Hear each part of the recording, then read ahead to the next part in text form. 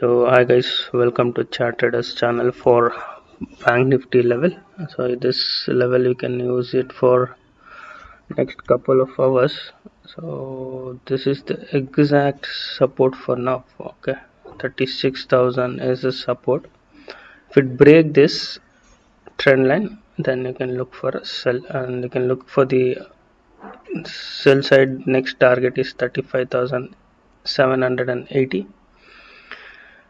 And on the resistance, if it break this multiple resistance, then only you can look for a buy. Okay, so once it break this 36,300 350 levels, then we can look for 36,500 level on the upside.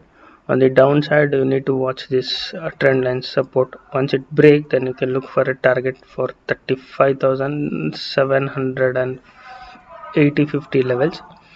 Next is 35,600 levels. So that's about the bank nifty levels, guys. See you on the next video. Happy trading.